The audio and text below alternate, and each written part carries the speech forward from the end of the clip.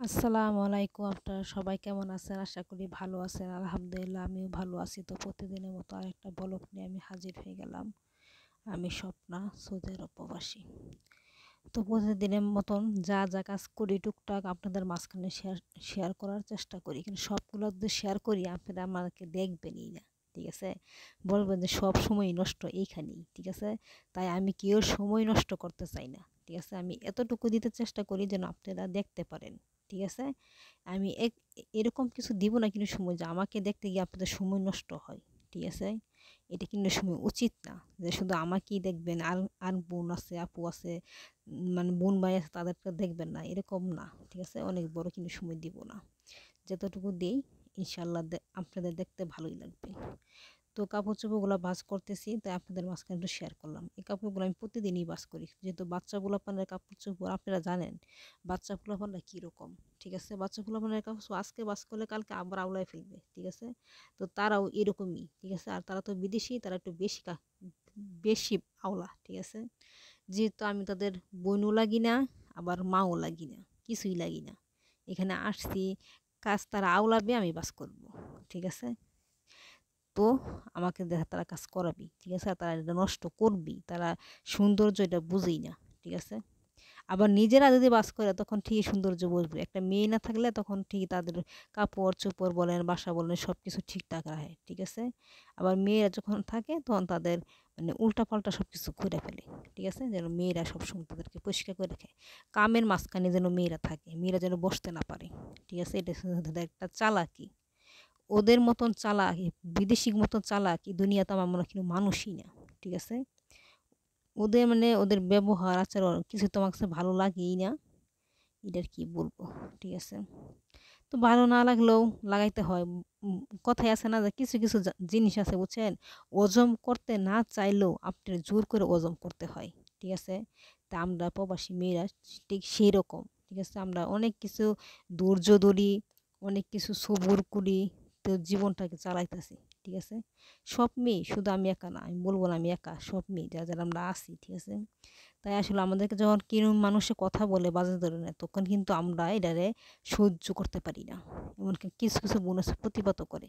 সবাই তো আর করতে পারে না যেরকম আমি কিছু প্রতিবাদ করতে পারি না। কেননা আমার এগুলা পছন্দ না যে একজন আমাকে খারাপ বললো সাথে প্রতিবাদ করলাম। বলুক খারাপ সমস্যা কি? একটা কথা মনে রাখেন, কেউর খারাপটা মানুষ খুব তাড়াতাড়ি বলে কিন্তু ভালোটা বলতে অনেক দেরি লাগে। নিজের মাই তো দেরি করে। মনে করেন ৫ টা সন্তান আছে, একজনের ভালো বলে, একজনের খারাপ বলে। মাও কিন্তু এরকম করে, ঠিক আছে? সব মাই এক না। তো কাপড়গুলো ভাঁজ করতেছিলাম, নতুন জুতা তো সেজন্য কাপড়-চোপড় ভিতরেই রেখে দিছি। আসলে কি নতুন জিনিসের যত্ন বেশি, বুঝছেন? যখন নতুন মানুষ থাকে তখন তারে অনেক ভালোবাসে, অনেক যত্ন করে। যেরকম জুতা, নতুন দেখে ড্রয়ারের ভিতরে রাখছে। আর ২ দিন পরে বাহিরে ফেলাইয়া রাখবো। তো এইটাই হচ্ছে মানুষের মতন, ঠিক আছে? তো ব্যাগের মধ্যে অনেকগুলো কাপড় ছিল তা সবগুলা বের করে রাখতে বলছে আমাকে, তো আমি বের করে রাখতেছি। ঠিক আছে?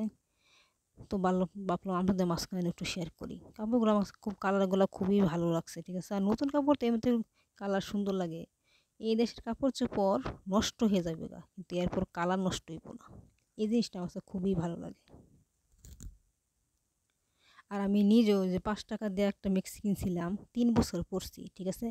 এক ফোঁটাও রং যায় নাই, রঙও যায় নাই আবার ছিঁড়েও নাই। আলহামদুলিল্লাহ পরতেই আছি। ঠিক আছে? কি করবো বলেন? এইখানে আসছি আমি কাজ করার জন্য। আমি যদি এখানে বেশি বেশি করে কাপড় চোপড় কিনা টাকা নষ্ট করি এটা তো এটা হবে না। ঠিক না? আমার অনেক কলিজার বোনেরা আছে প্রবাসী, যারা মনে করেন যে বেশি বেশি কাপড় চোপড় অর্ডার দিতেছে, কিনতেছে, ফালাইতেছে। তাদের উদ্দেশ্যে আসলে আমার একটা কথাই বলার, যে টাকাকে দয়া করো, টাকা রাখার চেষ্টা করো। টাকা রাখা এটা কিন্তু অনেক বড় শক্তি একটা কাজ। ঠিক আছে? যারা টাকা ধরে রাখতে পারে এটা কিন্তু সাধারণ কোনো মানুষ না। টাকা কামড়টা ধরে রাখতে হয়। ঠিক আছে? কিন্তু টাকার জন্য তো আমরা কষ্ট করতে আসছি। ঠিক না? রাত্রের ঘুম দিনের ঘুম হারাম কইরা একটু বসতে মন চায় বসতে পারি না, একটু শুইতে মন চায় শুইতে পারি না। এরপর আমাদের কাজ করা লাগে কিসের জন্য? শুধু টাকার জন্য, ভাতের জন্য। এটা অবশ্যই দেশ থেকে বিদেশ আসছি, এত দূরে আসছি কিসের জন্য? অবশ্যই টাকার জন্য আসছি। এখানে কেউ ফুলের বিছানাতে আমরা ঘুমাই না। ঠিক আছে? যখন কাজ করতে বলে তখন আমাদের কাজ করা লাগে। তাই আমি মনে করি টাকাটাকে সুন্দর মতো রাখার উচিত। অনেক মানুষ আছে 10,000 টাকা দিয়ে একটা মোবাইল কিনতে পারে না, আবার অনেক মানুষ আছে 1 লাখ টাকা দিয়ে একটা আইফোন কিনে ফেলে। এরকম মানুষ অনেক আছে, ঠিক আছে? তো টাকা থাকলেই নষ্ট করা কোনো সময় উচিত আমি মনে করি না, ঠিক আছে? আল্লাহ কে কি মনে করবেন আমি জানি না, কিন্তু আমার কাছে এটা অনেক অপছন্দ, ঠিক আছে? কিন্তু আমরা অনেক পরিশ্রম করি। আমি মনে করি যারা বোনেরা আছেন বাংলাদেশে আছেন তারা করেন, তাদেরটা অন্য হিসাব। তারা স্বামীর ঘরে থাকতেছেন, স্বামীর ঘরে ঘুমাইতেছেন, একটা কিছু করলে করলেন। কিন্তু আমরা যারা প্রবাসী আছি তাদের করা কোনো সময় ঠিক না, আমি মনে করি। কারণ আমরা অনেক কষ্ট করি, এখানে আমরা থাকতেছি বিদেশ, এটা কি সেফ জায়গা? কোনো সময় সেফ জায়গা না। এই যে আমার মোবাইল ধ্যান নষ্ট, আমি না বাইরে যাইতে পারতাছি না মোবাইল ঠিক করতে পারতাছি, আমার বাইরে গেলে ভয় লাগে, ঠিক আছে? এটা আমার নিজের দেশ না, এখানে আমি কত কষ্ট করি, কিন্তু বাইরে গেলে যদি একটা সমস্যায় পড়ি তখন কি করব? সেজন্য আমি কোথাও যাই না, ঠিক আছে? সমস্যা তো সমস্যাই, কোথাও বাইরে যাইতে হয় ইমার্জেন্সি তখন ঠিক করে আনবো, সমস্যা কি? আর দোকান অনেক দূরে, আমি যে পাবো এরকমও কিন্তু কথা না, ঠিক আছে? যখন পারি তখন আমি সবাইকে ইচ্ছা মতো সাপোর্ট করি, ঠিক আছে? আর ইনশাল্লাহ আমিও আশা করি আমার সব বোনেরা আমার পাশে থাকবে সব সময়, এটা আমি সবসময় আশা করি। আর তাই বোনেরাই পাশে থাকবে, আমি বোনদের পাশে থাকবো না, এটাও হবে না। দুনো সাইডেই দেখতে হবে, ঠিক আছে? আমরা মানুষ, আমরা ইচ্ছা করলে অনেক কিছুই পারি, আবার ইচ্ছা না করলে কিছুই পারি না, ঠিক আছে? আমরা ওই ধরনের মানুষ।